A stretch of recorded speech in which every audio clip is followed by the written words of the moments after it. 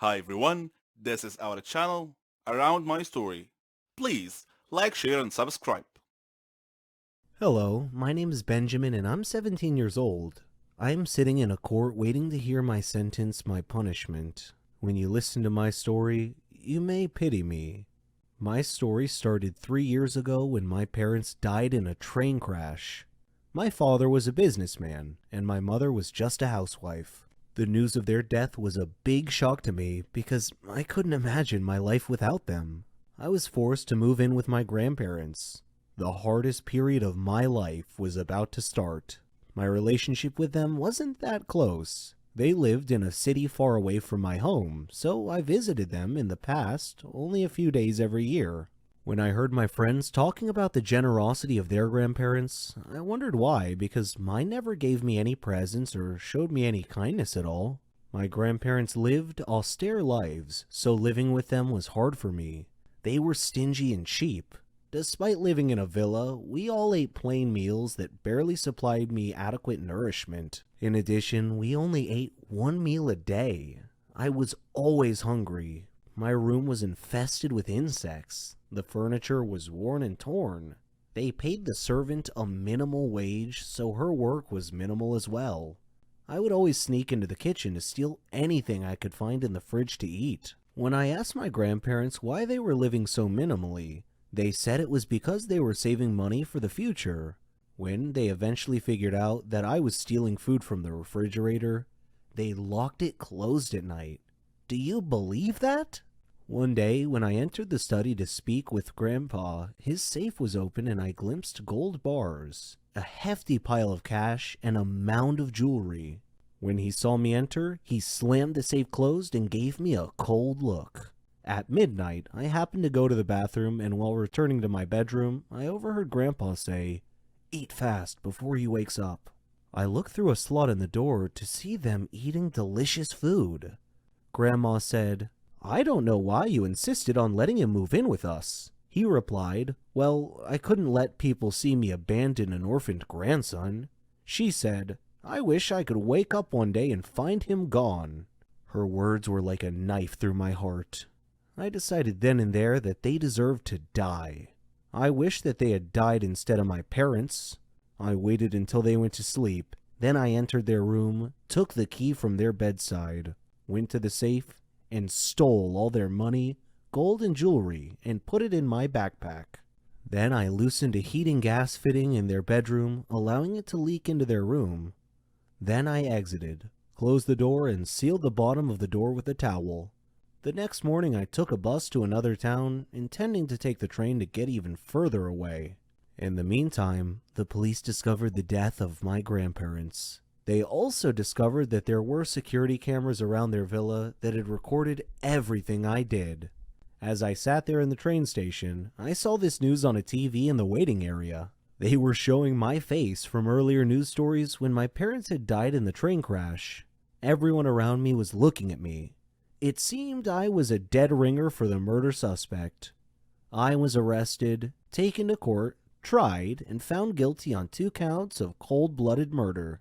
So here I sit, waiting to hear my sentence. I am ready for any punishment. I feel no remorse. Given another chance, I would do it again. Hi, I am Ralph. I am 19 years old. I have simple secret that I like my mother. Don't judge me, just listen to my story. I had a quiet family, kind mother and loving father. We had stable lives in our far state. But as you know, there is no place for happy life in our world. There was a turning point in life, and it came quickly with me. It was a nice day in our garden, me, my mother, and my father. My father was sitting under a tree reading a book. Me and my mother were playing football. Suddenly, Mom overshot and the ball went into the street. I was too young to think. I just ran quickly to pick the ball. There was a fast car. The driver was screaming at me, "Stay away!" But I did not. My mother sacrificed herself to rescue me. I fainted, and when I woke up, I saw my mother's blood everywhere. My father was crying. There were a lot of people. Our lives changed to be gloomy. He was surrounding me by many looks. I thought he blamed me because of her death. He was so sad. I left my friends. I did not talk with people. I was just 8 years old. I was thinking of killing myself. I would like to escape from this blame. Suddenly, my father decided to marry. I shocked because I could not imagine any other woman instead of my mother at home. He said in a firm voice, "She will be at home soon." He asked me to be a good boy. I entered my room and started crying. I could not imagine. But I decided to annoy her. When she prepared food, I immediately threw it. Her only reaction was a kind smile. While my father was staying at home, I insisted by bothering her by doing a lot of noisy things. My father was shouting, and she always protected me. I said to myself, maybe she is a good woman, and she loves me. One time, while she was cooking, she had a phone call from a hospital. It was an urgent matter. I was watching TV. She came in to me and said, "Ralph, my sister is in the hospital and I have to go. Can you take care of cooking?" I did not care. She smiled and went out. I went to the kitchen and turned up the heat to burn the food. But the fire did not just burn the food, it started to burn home too. There was fire everywhere. I could not breathe. Then I fainted. I woke up, but I did not know where am I. I looked around and saw my stepmother sleeping. She looked exhausted, and there was cinder on her face. Suddenly the door opened and I discovered that I was in the hospital. The nurse said, "Get well soon." I asked her what happened. She told me that there was a big fire at our home, and my mother is a brave woman. She entered home and rescued me in the last moment. I looked at her. I discovered that she is a great woman. She woke up suddenly and asked me, "Are you okay?" I hugged her and cried. I said, "Sorry for everything." She said, "It is okay. I can understand." I considered her my mother. I started to help her in everything at home. She helped me a lot. I supported her a lot until her last illness.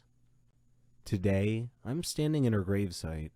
I want to tell her that I love her a lot. My name is Keanu, and I'm 13 years old. I am a psychopath. I freely admit it in front of all of you. I attribute my sickness solely to my father, because any story about a cruel father pales in comparison to my father. He would abuse me physically, mentally, verbally, and emotionally in every given moment. He left no stone unturned in this regard. He would beat me into unconsciousness. He accused me of being the cause of my mother's death, who died during my childbirth. Whenever Dad had any problem at home, he would accuse me of being the cause of it. One time he even beat me at school when my teacher called him to school because I had beat up my classmate who had beaten me up first. I tried to explain to him, but he wouldn't listen, and he just beat me even more. One day, it was fun day at school, and everyone was supposed to invite their parents to visit the school for party and introduction activities. I chose not to invite my dad, so I was alone at the festivities. I felt envious of all my classmates for having loving parents to have fun with. My teacher noticed me alone, came over and offered to be my parent for the day. I was so happy. We had great fun together. Miss Linda had lost both her husband and her son in a plane crash, only she had survived. After fun day had passed, Miss Linda showed more interest in me. She would bring me sandwiches and spend time with me during breaks. I thought of her as my mom. When I succeeded in my final exams, she hugged me with tears of joy. I unconsciously said, "Thanks, Mom." I went home happy that day, but had to face my dad again. He asked me why I was late coming home, and I told him about having to pass my final exams. He didn't believe me, though, and asked me to show him proof. Unfortunately, I had none, so he began kicking and punching me. There was a knock on the door. He tried to block me from opening the door, but I managed to open it. Miss Linda was standing there. She glanced at my bruises and bloody face and moved between me and my dad to protect me from further abuse. Dad snarled and threatened her with a beating if she didn't leave immediately. but she hit him in the eyes with a blast of mace or pepper spray, and he went down to the floor in extreme discomfort, grabbing at his eyes. Miss Linda called the police, told them about Dad's child abusive nature, and had him arrested. Now I live with Miss Linda as my new mom. Dad is in prison, where I hope he stays till he dies or rots. Either outcome is okay with me. My name is Ricardo. Though I am a 21-year-old, my body is the size of a 10-year-old boy because I was born with a disease called Prader-Willi syndrome, PWS, which stunted my body growth while allowing my mind to continue developing. Most people would consider PWS to be a curse, but it was a gift for Dad and me because we took advantage of this situation. My story starts when Dad's company accused him of embezzlement and fired him. The scandal and shame of this incident kept him from getting any other type of work, so we left our country to start a new life elsewhere. Dad was still unable to get a job because his old company always gave him bad references when called by prospective new employers.